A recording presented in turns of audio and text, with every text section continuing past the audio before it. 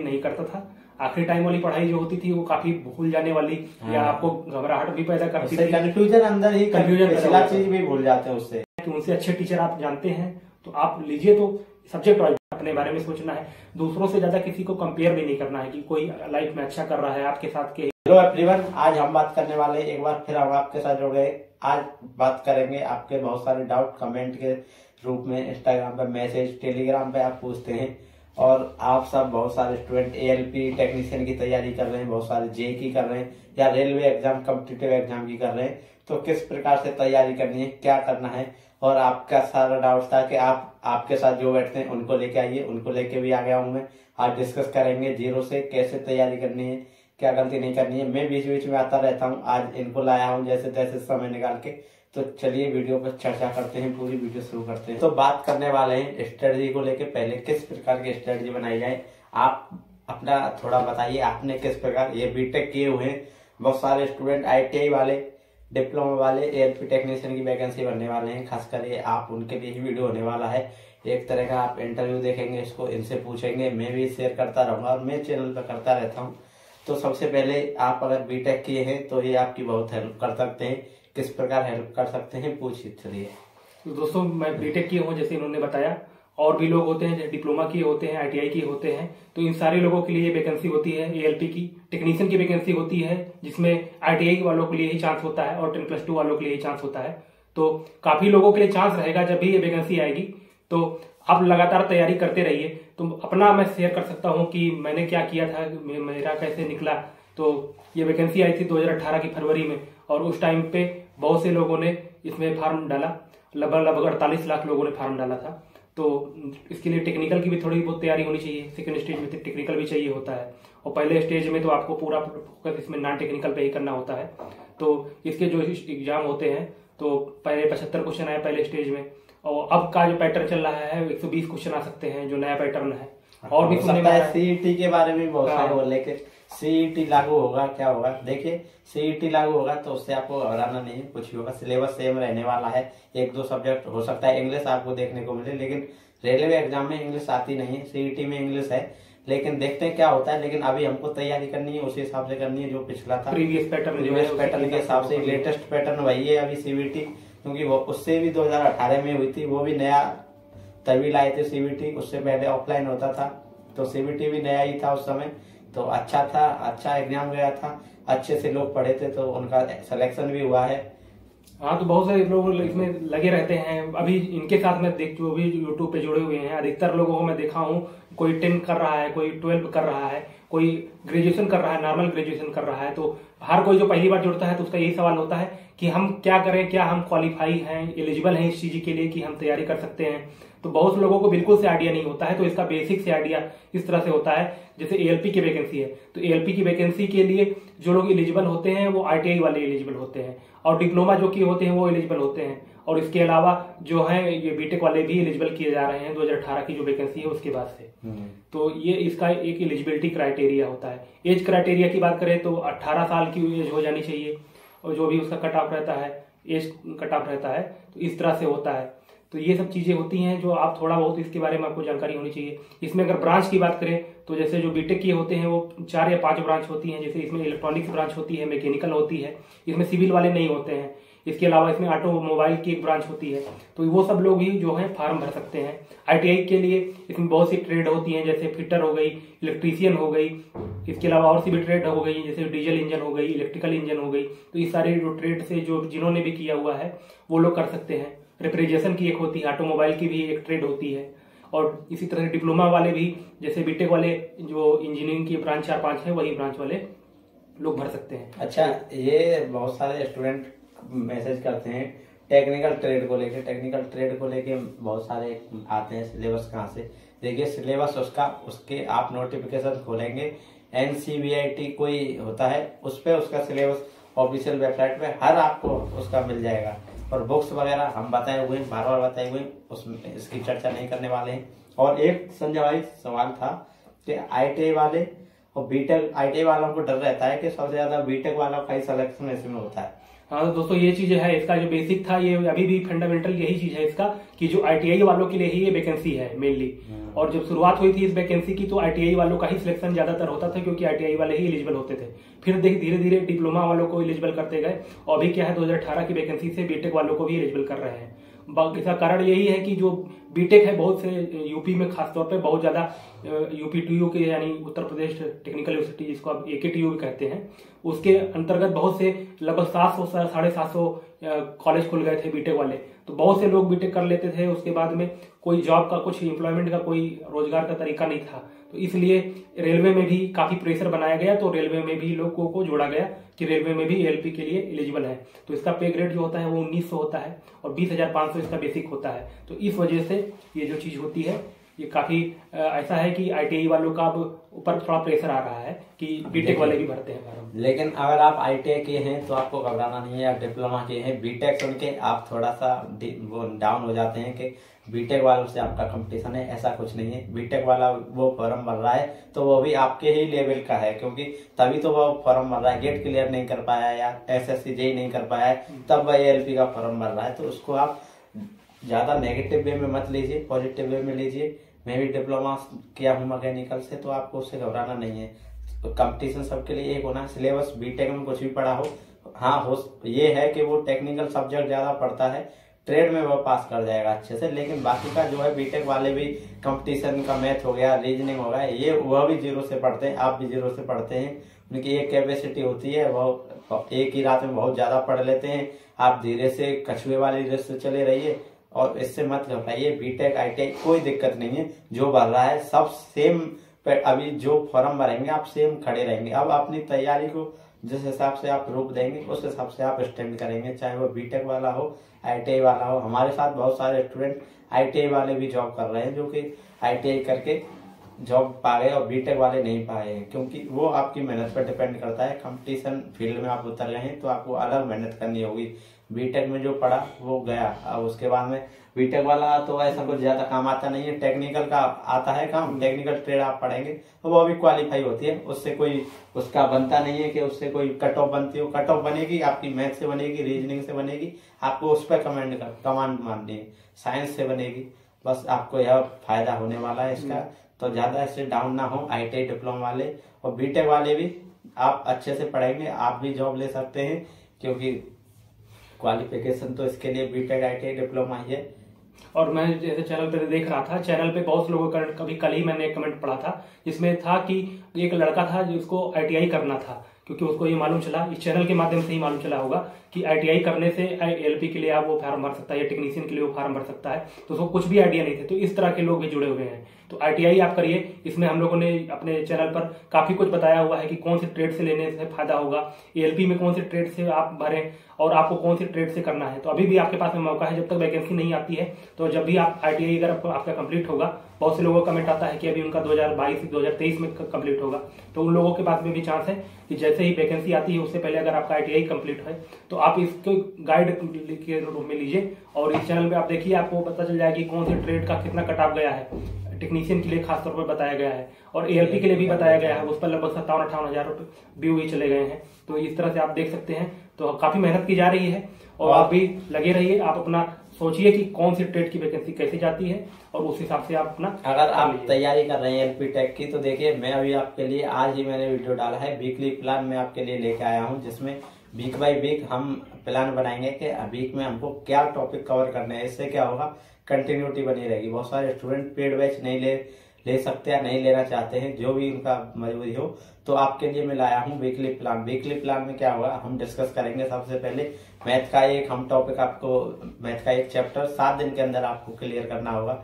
मान लीजिए इस वीक हमने टारगेट रखा है नंबर सिस्टम का, तो आपको नंबर सिस्टम चैप्टर को 7 दिन के अंदर पूरा क्लियर करना होगा। इससे आपका क्या है, कंटिन्यूटी बनी रहेगी। उसके बाद में रीजनिंग का भी एनालॉजी और नंबर सीरीज में दिया हूँ, जो इस वीक में आपको क्लियर करना है। अगले वीक में अलग कोई और 2 टॉपिक रखेंगे और इसी वीक में नंबर सिस्टम एनालॉजी पे मैं questions, important question, previous year question का सेट लाने वाला हूँ 3-4, जिसमें 100, 150, 200 क्वेश्चन होंगे, उसको भी सॉल्व करेंगे। अब बहुत सारे स्टूडेंट क्वेश्चन नहीं कर पाएंगे तो उनको क्या करना है, टेलीग्राम पे या फेसबुक पे या कहीं भी आप इंस्टाग्राम पे आप अपना स्क्रीनशॉट सवाल का भेजिए, जिससे आपको एक दूसरे के बहुत सारे स्टूडेंट जुड़े हुए हैं, वह भी रिप्लाई कर सकते हैं। मैं मुझको टाइम मिलेगा मैं भी रिप्लाई जरूर करता हूँ, तो आप वहां अपनी प्रॉब्लम को भेज सकते हैं। इससे आपकी रेगुलरिटी बनी रहेगी। साइंस के क्वेश्चंस करने वाले हैं, बहुत सारी ट्रिक्स होती हैं कैसे पढ़ना है, बहुत सारे मिसलेनियस टॉपिक होते हैं जो आपको पढ़ने होते हैं, वो सब हम डिस्कस कर रहे हैं। तो आप उससे जरूर जुड़ जाइएगा, ये आपके लिए बेनिफिट होगा। और अब बात करते हैं CBT1 को लेके। CBT1 का आपने सब स्टूडेंट पूछता है कि आपने कैसे तैयारी की थी, वो क्योंकि बहुत सारे स्टूडेंट हैं जो नए हैं, जो कंपटीशन में नए आए हैं, वो किस प्रकार तैयारी करें, उनको एक बार गाइड आप करना चाहें तो मैं तो अपने चैनल पे बताता रहता हूँ। और आप कभी जब इस समय मिला है आज आप अपना बताइए कि कैसे तैयारी कर सकते हैं। तो दोस्तों इसमें तैयारी करने का बिल्कुल बेसिक तरीका यही है कि बहुत से ऐसे स्टूडेंट होंगे जो बिल्कुल शुरुआत से तैयारी करना चाह रहे हैं। तो बिल्कुल शुरुआत से तैयारी करने का यही तरीका होता है कि आप पहले तो अपना सिलेबस जुटाइए, सिलेबस में देखिए कि क्या क्या पूछा जा रहा है। आपको मैथ पहली बार अगर आप पढ़ रहे हैं तो आपको थोड़ा बेसिक से पढ़ना होगा। आप किसी एक टीचर से पढ़ सकते हैं मैथ, यूट्यूब का सहारा लीजिए, बहुत ही अच्छी प्लेटफॉर्म होता है मैथ पढ़ने के लिए या कोई भी सब्जेक्ट पढ़ने के लिए। तो हर सब्जेक्ट आपको बेसिक से पढ़ना पड़ेगा और सिलेबस के अकॉर्डिंग पढ़ना पड़ेगा। आपको स्मार्ट वर्क करना चाहिए और साथ में हार्ड वर्क तो आपको करना ही पड़ेगा। तो जितना आप रेगुलरिटी बना के रखेंगे, आपकी कंसिस्टेंसी जितनी ज्यादा रहेगी उतना ही आपका चांसेस रहेगा कि आप अच्छे से नंबर ला सकेंगे। क्योंकि अब जो ये जैसे जैसे वैकेंसी आगे आने वाली है या अभी NTPC की भी वैकेंसी में हम लोग देखे हैं काफी ज्यादा कट ऑफ इसका जाता है। तो ये आपको जरूरी है कि आप पहले तो अपना बेसिक क्लियर कीजिए, शुरुआत से ही पढ़िए। और जैसे इन्होंने भी बताया था, इनका पढ़ने का तरीका काफी अच्छा था। लाइब्रेरी ज्वाइन करने का एक कल्चर आ गया है।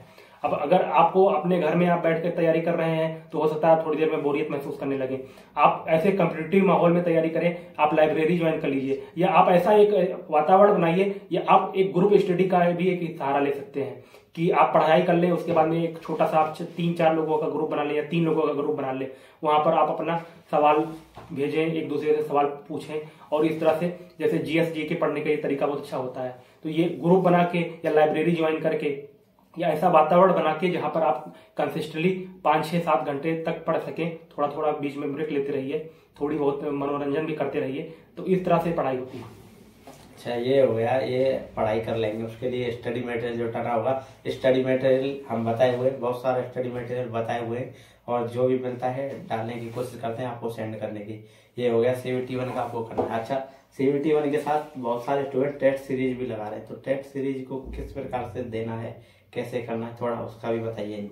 दोस्तों टेस्ट सीरीज देने का सबसे अच्छा तरीका है, जब मैं अपने आप तैयारी करता था उस टाइम तो मैं थोड़ा ऑफलाइन की तरफ ज्यादा था ध्यान देता था, उस टाइम ऑनलाइन की तरफ इतना ध्यान नहीं था। जबकि CBT यानी कंप्यूटर बेस्ड टेस्ट आपका होने वाला है, कोई भी स्टेज का पेपर होगा, तो उस समय क्या होगा कि आपको पेपर सॉल्व करना होगा, ऑनलाइन पेपर सॉल्व करना होगा। कंप्यूटर पर थोड़ी बहुत प्रैक्टिस होनी चाहिए आपकी। तो आप ऑनलाइन टेस्ट सीरीज लीजिएगा तो उसमें जो क्वेश्चन होंगे वो भी इस पाए के होंगे कि काफी ऐसे क्वेश्चन उसमें डाले जाएंगे कि उनका लेवल जो होगा काफी मॉडरेट लेवल का होगा, काफी इजी लेवल का भी हो सकता है और काफी हार्ड लेवल का, अलग अलग तरीके के आपको मिल जाएंगे। तो आप ऑनलाइन टेस्ट सीरीज लीजिए। जब भी आप टेस्ट सीरीज में क्वेश्चन सॉल्व कीजिए तो जितना भी आप क्वेश्चन सॉल्व करते हैं, जितना टाइम उसमें दिया हुआ है वो टाइमर के हिसाब से चलेगा, तुरंत आपका वो सबमिट हो जाएगा, तुरंत आपका रिजल्ट भी दे देगा। और जब जैसे ही रिजल्ट देगा तो आपका जो स्कोर है उसको आपको देखना है, जो आपका कमजोर क्षेत्र है उसकी जो प्रैक्टिस के बाद में जो उसका रिजल्ट आता है उस रिजल्ट की एनालिसिस आपको जरूर करनी है। जब जितनी ज्यादा आप एनालिसिस करेंगे और जो क्वेश्चन आपके गलत हुए हैं उनको आप एक कॉपी में लिख लीजिए और बार बार उन क्वेश्चनों को प्रैक्टिस करते रहिए। जो उसका पैटर्न बताया गया है, हो सकता है आप लंदी पैटर्न से कर रहे हो तो आपको शॉर्ट पैटर्न में उस सवाल को करने की कोशिश करनी होगी।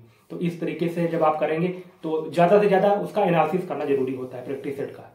अच्छा, ये हो गया, टेस्ट सीरीज भी लगा लेंगे। उसके बाद में डिमोटिवेशन का बहुत बड़ा है, बहुत सारे स्टूडेंट वीडियो देखते हैं मोटिवेट होने के लिए। आप कैसे मोटिवेट होते थे, किस प्रकार से मोटिवेट होते थे? जब भी देखिए तैयारी करते समय बहुत लंबा फेस होता है तैयारी का, और अभी यूट्यूब पे आप देख रहे हैं इतनी सारी वीडियो, वैकेंसी आउट, डेली एक वैकेंसी आउट का वीडियो आ जाती है। बहुत बड़ा बड़ा चैनल जो कोई वीडियो क्लिप काट लेता है और उसको भेज देगा यूट्यूब पे। स्टूडेंट को ये एक तरह से उनकी तैयारी में बाधा डालना ही होता है, एक ही चीज को बार बार बोलना। जो आएगा तो पता चल जाएगा, ऑफिशियल है, बहुत सारी वेबसाइट्स हैं, उन पर आगे पता चल जाएगा।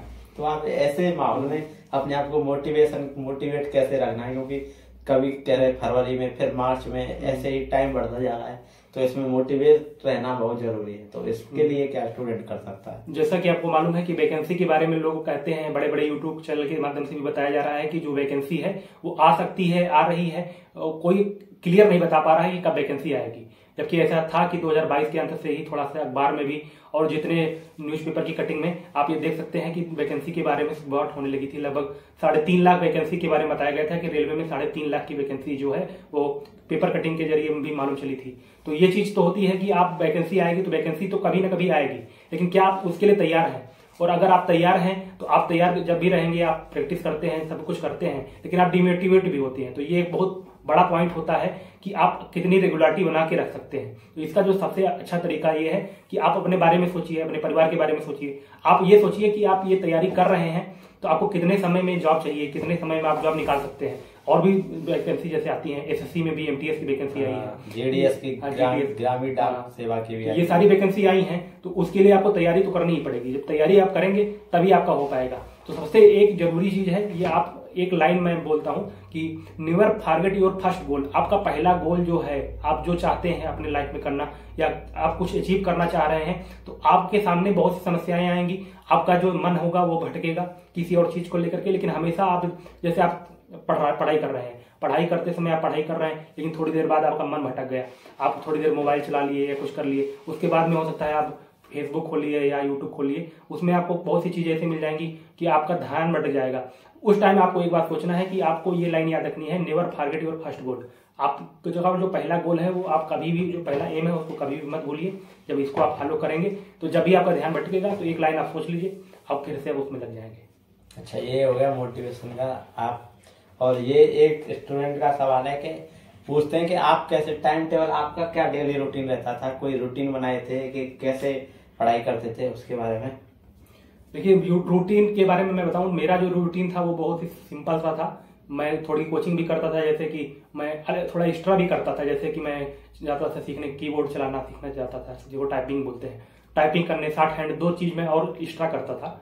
जैसे कि रेलवे में भी वैकेंसी आती है 60 हैंड वाली, जिसको स्टेनोग्राफर की वैकेंसी कहते हैं, या टाइपिंग की भी, टाइपिस्ट की वैकेंसी आई थी एनटीपीसी में। तो इन सब चीजों के लिए भी जरूरी होता है। तो मैं सुबह उठता था, अपना जो भी फ्रेश होता था, खाना वाना जो थोड़ा सा नाश्ता करता था, उसके बाद में लगभग 7 साढ़े 7 बजे मेरी टाइपिंग की क्लास रहती थी।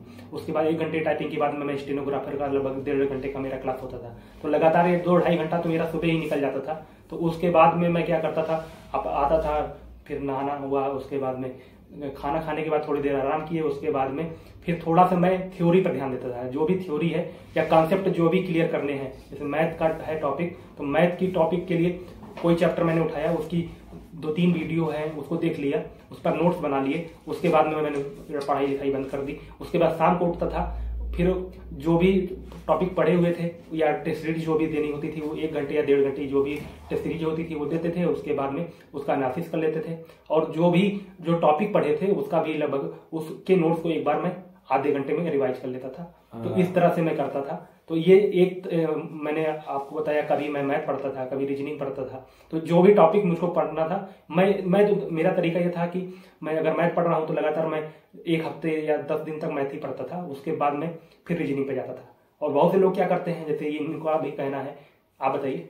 तो देखिए, इनकी इससे एक आप अंदाजा लगा सकते हैं, एक तो रेगुलरिटी बहुत जरूरी है, उसके बाद में एक रिवीजन। रेगुलरिटी बनाए रखे थे, ये सबसे बड़ी बात। और दूसरा रिवीजन। आपको क्या करना है, कंटिन्यूअस रहिए, थोड़ा पढ़िए, कंटिन्यू पढ़िए, उसको बढ़ाइए धीरे धीरे ग्राफ को। और उसके बाद में रिवीजन आपको जरूर करना है।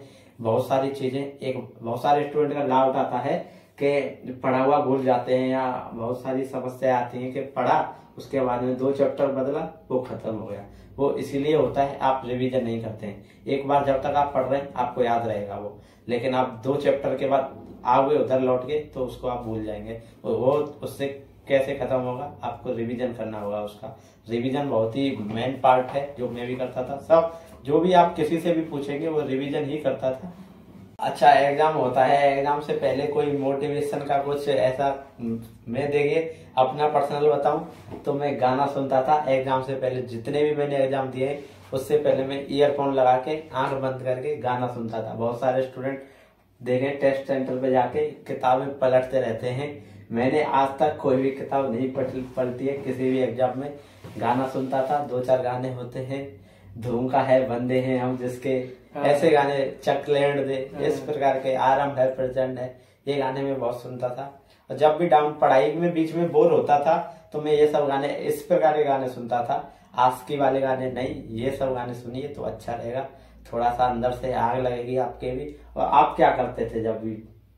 इसका ये तरीका यही होता है कि मैं इस पर कभी ध्यान नहीं दिया। जब भी मैं जाता था पेपर देने, उस टाइम ये था कि आखिरी टाइम पे मैं पढ़ाई नहीं करता था।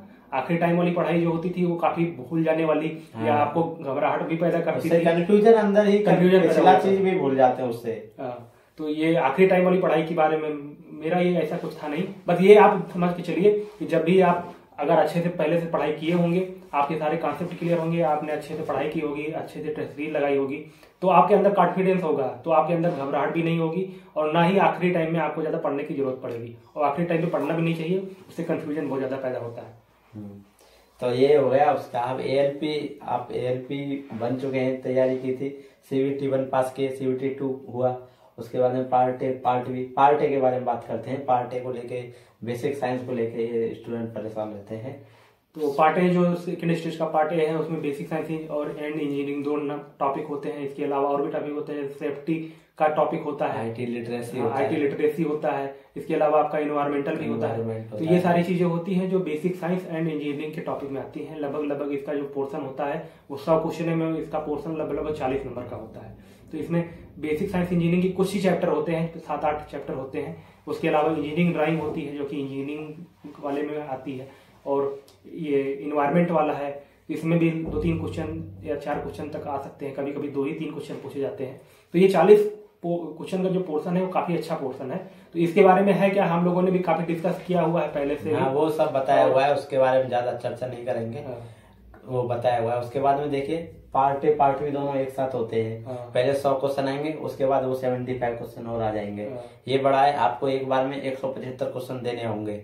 ऐसा नहीं है कि पार्ट ए खत्म हो गया तो आपको रेस्ट मिल जाएगा, नहीं, डायरेक्ट शुरू होता है। उसके लिए आपको तैयार रहना होगा, बैठने की आदत डालनी होगी। कंप्यूटर पर टेस्ट देते हैं तो तैयार डाल दीजिए, तैयार वो हो जाइए तैयार। 1.5-2 घंटा 3 घंटा बैठने के लिए आराम से। और एग्जाम हॉल में हेजिटेशन तो बहुत होती होगी। मुझे पर्सनली बहुत होती थी, बार बार पानी।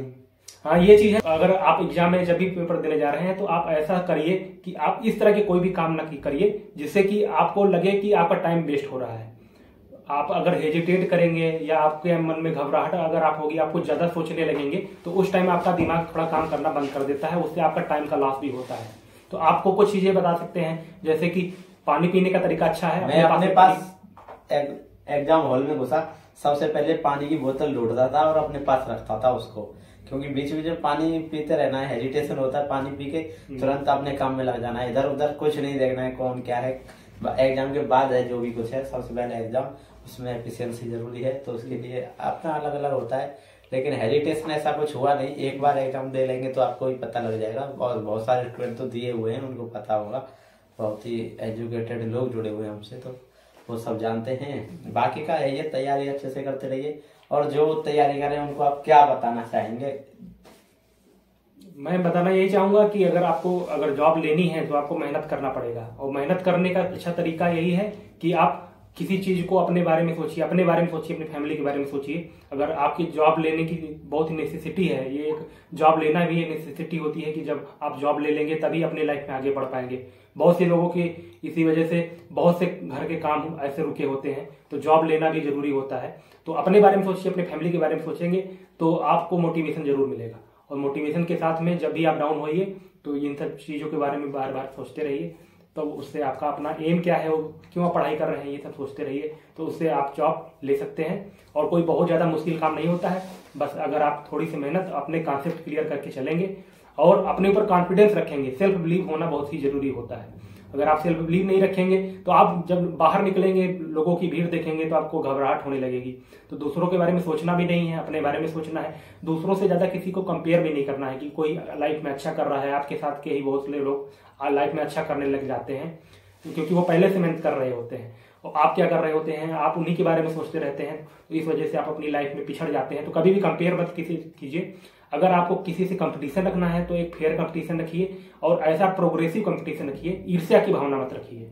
तो ये सब सारी चीजें आपके अंदर होनी चाहिए, तब जाके आप एग्जाम निकाल पाएंगे और कोई एक अच्छी जॉब ले पाएंगे। अच्छा, ये हो गया साइको के लिए पूछते हैं बहुत सारे, साइको में कैसे करते हैं, साइको किस लिए कैसे तैयारी की थी आपने, कितना समय मिलता है, किस प्रकार से उसमें एफिशिएंसी लाई जा सकती है? जब भी ये वैकेंसी आती है या इसका थर्ड स्टेज आने वाला होता है साइको का एएलपी वाले में, तो उस टाइम पे बहुत से ऐसे यूट्यूब चैनल वाले होते हैं, वो भी आपको गाइड करने की कोशिश करेंगे कि इस तरह से आप पढ़िए। बहुत से लोग अपना, आप तो देख ही रहे हैं, यूट्यूब के सहारे बहुत से लोग पढ़ा करके जब वो आगे बढ़ जाते हैं तो अपना पेड कोर्स भी लाने लगते हैं। तो पेड कोर्स का भी एक चलन है, तो आप पेड कोर्स भी ले सकते हैं, क्योंकि अब बहुत से लोग होते हैं कि सोचते हैं कि वो अगर अच्छा पढ़ा रहा है तो अपना पेड कोर्स निकाल देता है। तो वो चीज आपको यूट्यूब पे हो सकता है थोड़ी कम मिले, लेकिन यूट्यूब पे भी आपको कंटेंट मिल जाएगा, उससे भी आप पढ़ाई पढ़ सकते हैं। साथ में सबसे जरूरी होता है कि बहुत से लोग के यहाँ कंप्यूटर नहीं होता है या लैपटॉप नहीं होता है, तो वो साइबर कैफे में जाकर के एक टेस्ट सीरीज ले सकते हैं और टेस्ट सीरीज को वो साइबर कैफे में बैठ के उसका डेली 1 या 2 सेट आप कर सकते हैं। मैं इस बात से सहमत नहीं करता। साइबर कैफे में टेस्ट सीरीज देने से क्या है, इतना डिस्टर्बेंस होगा, आपको वो कहीं भी देना है अकेले में बैठ के दीजिए, जुगाड़ कीजिए। फोन पे भी दे सकते हैं आप, पहले शुरुआत में फोन से दीजिए, बाद में एग्जाम का बारी आए उससे 1 महीने पहले कोशिश कीजिए अरेंज करने की, उससे पहले आप उसमें दीजिए। टेस्ट सीरीज उसी में देना बेस्ट रहेगा।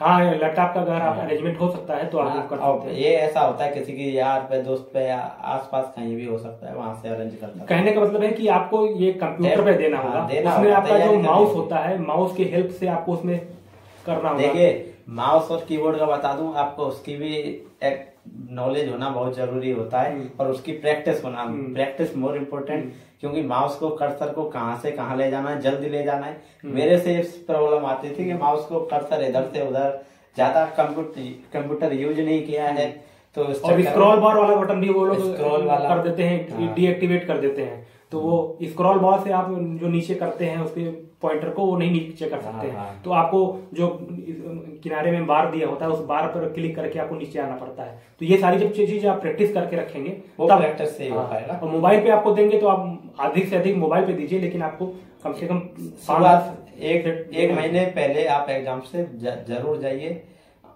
कोशिश कीजिए कंप्यूटर लैपटॉप अरेंज करने की, वहीं दीजिए उसको। और इसके लिए आपको किताबें खरीदना भी बहुत जरूरी है। जो भी इसके जो 4 या 5 बैटरी होती हैं, 5 बैटरी होती हैं। आपने साइको के लिए किताब पढ़ी थी कोई? हाँ, पढ़ी थी। कौन सी किताब पढ़ी थी? शायद वो आरबीडी पब्लिकेशन या किसी की थी। आरबीडी? हाँ, ये पटना के कोई थे, उनकी किताब थी। आपको यार, चलो वो दिखा देंगे अगर आप पढ़े होंगे तो ये पटना में बहुत सी कोचिंग है जो साइको के लिए, एएलपी के लिए, जो पटना का क्षेत्र है वो काफी ज्यादा शुरू से ही माना जाता है। तो हम लोगों को जब साइको तीसरा स्टेज निकला था कि तीसरे स्टेज में देने जाना है, तो मेरे घर वाले भी बोले थे कि चले जाइए पटना, वहां पर 1 महीने की तैयारी कर लीजिए। इन्होंने भी दिल्ली में, मैं सबसे पहले प्लान था मेरा पटना जाने का।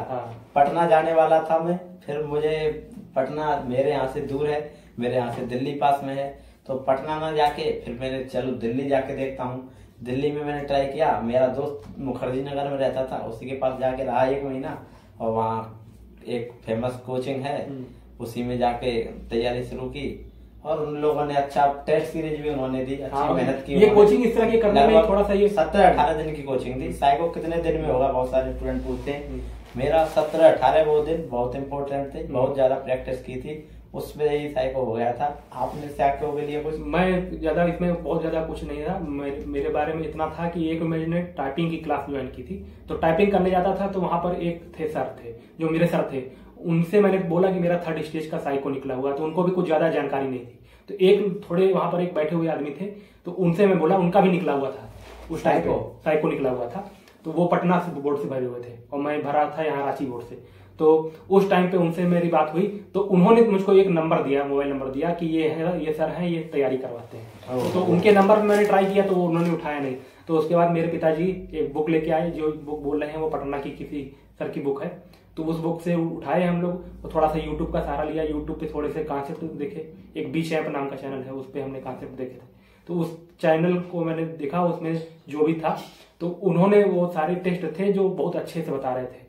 उनका नाम संजय ही उनका नाम है, तो उनसे मैंने देखा। उसके बाद में मेरी जो किताब भी लेके आया था, उस किताब से मैंने सारे जो भी बैटरी हैं उसके कॉन्सेप्ट को देखा। आप एक बार उसके कॉन्सेप्ट को जब भी आप किताब से पढ़ लेंगे तो आपको समझ में आ जाएगा कि क्या पूछना क्या चाह रहा है। जब पूछना समझ जाएंगे तो फिर उसकी आप प्रैक्टिस करेंगे तो आप अच्छे से कर लेंगे, फिर आपको ऑनलाइन टेस्ट सीरीज देनी होती है। अब ये हो गया, उसके बाद में डीवी हुआ, डीवी डॉक्यूमेंट वेरिफिकेशन, उसके बाद मेडिकल का अभी डिस्कस कर चुके हैं। A1 मेडिकल ALP के लिए चाहिए, वो सब डिस्कस हम कर चुके हैं, यहाँ डिस्कस नहीं करने वाले उसको। अब उसके बाद में आप पेड कोर्स लिए थे या और यूट्यूब से फ्री पढ़े थे, कहाँ से? तो उस टाइम पे मैं थोड़ा यूट्यूब पे ही फोकस करता था। उस टाइम पे पेड कोर्स का इतना ज्यादा चलन भी नहीं था। वाईफाई स्टडी नया चैनल उसमें 2018 में शुरुआत हुआ ही था, तभी उसी समय तो ये सब रिवोल्यूशन उसी से टाइम पे आया। तो उसमें पेड कोर्स पे थोड़ा सा वो लोग कम ध्यान देते थे। हाल मुझको याद है अनअकैडमी वाले उनको ले लिए थे, वाईफाई स्टडी को अपने अंदर मिला लिए थे। तब से उसी टाइम से बात है जब हम लोग का सेकंड स्टेज होने वाला था जनवरी में। तो आप यूट्यूब से ही पढ़े थे ना? यूट्यूब से ही पढ़े थे, और उसके अलावा साथ में अपना मैंने कुछ किताबें खरीदी थी, जैसे कि ये एक चीज होती है किताब उपकार की होती है या अरिहंत की होती है, ये सब मैं खरीदा था। मुझको इतना आइडिया भी नहीं था जितना किताब बताए हुए हैं, सारे किताब बताए हुए हैं वीडियो में, उसके बारे में भी बार बार बताना अच्छा नहीं लगता है और आपको सुनना भी अच्छा नहीं लगेगा। तो बुक से आप पढ़ लिए थे वहां से। उसके बाद में अब जो तैयारी कर रहा है फिलहाल में, अभी तो पेड कोर्स बहुत ही सस्ते, 300-400 अलग अलग हिसाब से। तो आप पेड कोर्स सजेस्ट करेंगे या यूट्यूब पर फ्री? यूट्यूब पर तो अगर आप मेहनत करने वाले हैं, आपका दिमाग काम करता है कि आप थोड़ा सा कंटेंट यहाँ से जुटा सकते हैं, थोड़ा सा कंटेंट वहां से जुटा सकते हैं, अपना दिमाग लगाना चाहते हैं, तो उस टाइम पे आपको पेड कोर्स लेने की जरूरत नहीं है। अभी भी इतना कंटेंट पड़ा हुआ है यूट्यूब पर कि आप अगर थोड़ा सा दिमाग लगाएंगे तो आपको अच्छे टीचर का जो कोर्स होता है वो मिल जाएगा। लेकिन अगर आप थोड़ा नहीं मेहनत करना चाहते हैं, आप स्पेसिफिक सोचते हैं कि LP के लिए ही तैयारी करें, तो उस टाइम पे आप पेड कोर्स ले सकते हैं। पेड कोर्स में क्या थोड़ा सा एक समस्या होती है कि जैसे एग्जामपुर का मैं बात कर लेता हूँ। एग्जामपुर में क्या है कि कुछ टीचर होंगे, कोई बहुत ही ज्यादा अच्छे हैं, जैसे कि अभिनंदन सर मैथ के लिए बहुत ही फेमस टीचर हो गए हैं और उनका भी कोर्स आता है मैथ का, तो उनके मैथ आप पढ़ेंगे तो आपको फायदा मिल जाएगा। तो पेड कोर्स ऐसा लीजिए जिसमें कि सारे जो टीचर हों वो A1 क्वालिटी वाले हों। तो आप किसी एक चैनल का पेड कोर्स लेंगे तो हो सकता है उसमें कोई आपको टीचर ऐसा मिल सकता है जिससे अच्छे आपको दूसरे टीचर भी मिल जाएंगे। तो या तो आप सब्जेक्ट वाइज लीजिए, उसमें तो आपको चेहरा देख के, मैं तो यही करूंगा, चेहरा देख के पेड कोर्स मत लीजिए। हाँ। आपको उस टीचर का पढ़ाया हुआ समझ में आता है तो ही आप पेड बैच लीजिए। यूट्यूब से भी, मैं भी यूट्यूब से ही फ्री पढ़ा था। मेरे पास में लोकल एक कोचिंग थी, वहां में मैथ सीखा था और मैं उनसे आपको जल्दी मिलाने वाला हूँ। मैं उनको एक सरप्राइज देने वाला हूँ, जाऊंगा अगर तो। वो बहुत ही अच्छा पढ़ाते थे, वो यूपी पुलिस के लिए तैयारी कर रहे थे सर, और मुझे पढ़ाते थे, बहुत ही अच्छा पढ़ाया। मैं उनका एहसान मंद हूँ। आज भी मैथ्स उन्होंने, मुझे मैथ्स से डर लगता था उस कोचिंग में जाने से पहले मुझे ऑफलाइन में, और उसके बाद यूट्यूब से भी अपने हिसाब से इधर उधर से कंटेंट चढ़ा के आप जो बोले वो भी करने से बहुत हेल्प मिलती है। उसमें भी आप वहां से भी पढ़ सकते हैं, लेकिन आपको देखना होगा कि आपके लिए क्या बेहतर है, ये आपको ही देखना होगा कौन टीचर आपके लिए बेहतर है। इसका आप लेवल देखिए, रेलवे का लेवल देखिए और SSC का लेवल देखिए, तो लगभग आपको SSC CHSL के लेवल का ही मिलेगा। रेलवे का लेवल बहुत ज्यादा हाई नहीं होता है। तो आप क्या तैयारी करना चाहते हैं, CGL लेवल तक की तैयारी करना चाहते हैं SSC की, तो उस टाइम पे आप अगर पेड कोर्स लेते हैं तो उस एक अच्छे लेवल के लीजिए कि जिससे कि आप पढ़ें तो एक बार ही पढ़ लें तो आपकी अच्छी से तैयारी हो जाए। और साथ में ये देखिए कि अगर पेड कोर्स आप ले रहे हैं तो उस टाइम पे आप जो वो फेमस टीचर है थोड़ा सा उसके आप पढ़े हो, कि आप उसके चैनल को देखते हो, आपके उसको थोड़े जो भी पढ़ाता है आप उसको समझ में आता हो, तब मैं कह रहा हूं। लेकिन आप ये थोड़ा ध्यान दीजिए कि जो भी टीचर का लीजिए तो पेड कोर्स में ये मत लीजिए कि कुछ टीचर आपको ऐसे मिल जाए कि उनसे अच्छे टीचर आप जानते हैं तो आप लीजिए, तो सब्जेक्ट वाइज लीजिए। तो आप एक ही पेड कोर्स लेंगे तो उसमें जो टीचर होंगे जरूरी नहीं कि सारे सारे टीचर आपको अच्छे लगेंगे। अच्छा, चलिए, ये था एक आपका। अगर कोई भी अभी डाउट बचता है, आपके कहने पे ही आपके जो कमेंट और इंस्टाग्राम पे मैसेज कर रहे थे लेके आया अलग से, मैं तो आपको बताता रहता हूँ। तो अभी ये छुट्टी पे जाने वाले हैं, समय निकाला, इनके लिए मैं धन्यवाद। और देखिए, आप अभी भी कोई डाउट बचा है तो कमेंट कर सकते हैं, मैसेज कर सकते हैं। और लास्ट जो स्टूडेंट अभी तैयारी कर रहे हैं उनके लिए क्या कहना चाहेंगे? दोस्तों यही आप समझ के चलिए कि आपको अगर जॉब निकालनी है तो मेहनत तो आपको करनी ही पड़ेगी, और साथ में आप थोड़ी सी ध्यान दीजिए कि जो कंपटीशन है वो बढ़ता जा रहा है और बेरोजगारी है वो भी बढ़ती जा रही है। आपकी बार के बजट में भी प्रावधान है कि इस चीज पे ध्यान दिया जा रहा है कि लोगों को ज्यादा से ज्यादा रोजगार मिले, तो हो सकता है वैकेंसी आ सकती है, तो और इसका चांस भी है कि वैकेंसी आएगी। तो ये जरूरी है कि आप मेहनत कीजिए, और कंपटीशन के दौर में है तो कंपटीशन को देख के और एक ही बार तैयारी करने की कोशिश कीजिए कि एक बार अच्छे से तैयारी कर लें, और उसी का रिवीजन करते करते हर पेपर में आपको फिर रिवीजन ही करते रहना होगा। थोड़ा जोड़ घटाव करके आपको उसका जो सिलेबस है वो आपको मिल जाएगा। तो ये था आज की वीडियो में। आशा करता हूँ आपके कुछ डाउट क्लियर हुए होंगे और आप तैयारी कर रहे हैं। आपको बहुत बहुत शुभकामनाएं। अच्छे से तैयारी करते रहिए। As always God bless you.